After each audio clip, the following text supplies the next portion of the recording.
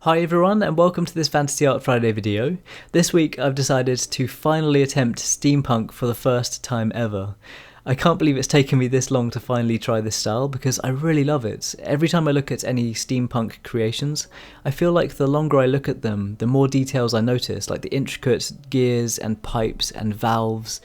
I've been so excited to attempt this for myself, in the style that I like to use, with the comic panel in the background and the small character in the corner to add a sense of scale. I decided to work on a Steampunk Dragon, as you can see, and while I was working on the initial sketch and the pen outlines, I found the process of designing this dragon super fun. So I tried to add lots of layers of detail, as I mentioned before, with the valves and the pipes, along with metal plating held together with bolts and having exhausts coming out of the top of the dragon's head, kind of replicating a dragon's horns. And I just had so much fun trying to replicate the design of a dragon in this style. So because of all of the intricate and tiny details I wanted to add to this drawing, I made sure to use my Copic Multiliner SP 0.03mm for all of the pen outlines. I feel like when I use this pen I have so much control over the line work, making sure the lines are as smooth as possible, and it was super important for this drawing where all the details were so small, and in the end I think the sketch and the outlining process took about 3 hours in total. Once I was happy with the outlines, it was then time for the colouring, and for the colouring of this drawing I used Copic Markers, starting off with the dragon's head, and for most of the metal plating around this area I started with a champagne marker and then blended across with a barely beige. It created this really nice rusted metal effect. And then around the outer edges of some of these metal plates I added some golden colouring with a mixture of honey and light reddish yellow markers. In areas where the metal plating was overlapping, I made sure to add to this effect by adding shading underneath, starting with a black marker first and then blending downwards with cool grey 7, 5 and 3 in that order to make sure the shading was as smooth as possible. And then also, to make sure I didn't lose any details amongst this dark shading, I used my white Prismacolor pencil to add some outlining, just making sure to define all of the shapes. Around the outside of the eye, I used a brown marker, and then for the eye itself, I used a mixture of honey and light reddish yellow. And I actually really wanted the eye to look like a spotlight, so that it could kind of beam down upon its enemies. Amongst all of the neutral tones of the metal plating, I decided to add some bright crimson colouring to some of the pipes that are only kind of barely visible between some of the metal plates.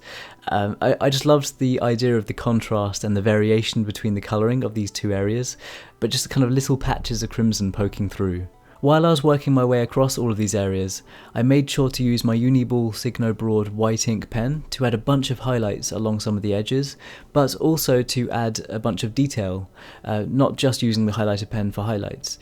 I was using it to add some texturing, adding some scratches to the metal surface, and adding tiny highlights to some of the bolts around the dragon's head, just adding some really fine details with this highlighter pen. And I just continued these same colouring techniques for the rest of the dragon's head.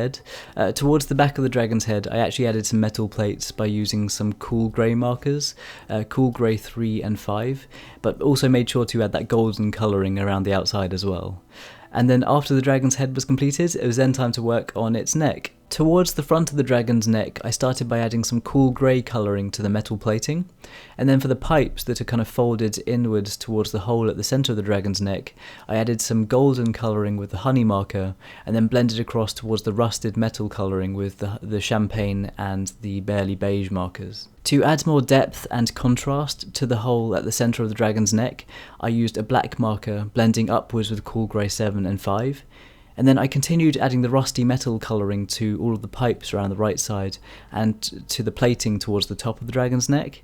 After that I then added a bunch of dark shading with a mixture of the black and cool grey 7 markers. After that, to ensure that I didn't lose any of the details with this dark shading, I did the same as I did with the dragon's head, where I added a bunch of highlights with the Uni-Ball highlighter pen and my white Prismacolor pencil. Then over the top of everything I added even more dark shading with the black marker, blending across with the cool greys. I just wanted to ensure that the head really looks like it's sitting on top of the neck. Adding lots of dark shading to the neck also ensures that the head stays as the main prominent feature of the drawing, really standing out with all of the highlights. With the dragon's neck completed, it was then time for the final part of the dragon, that being its wings. So I started by adding the frame first, and for this I added the same rusty metal colouring with the champagne and barely beige markers, and then around the outer edges of each plate I added the golden colouring with the honey marker. Inside the wing, I started with some crimson colouring for the gear at the top.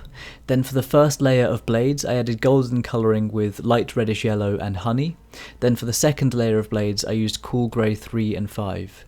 To make sure that this area didn't look too flat, I then added some dark shading around the outer edges, starting with a black marker first and then blending inwards with cool grey 7, 5 and 3. Then lastly, I made sure to add a bunch of highlights to this area as well.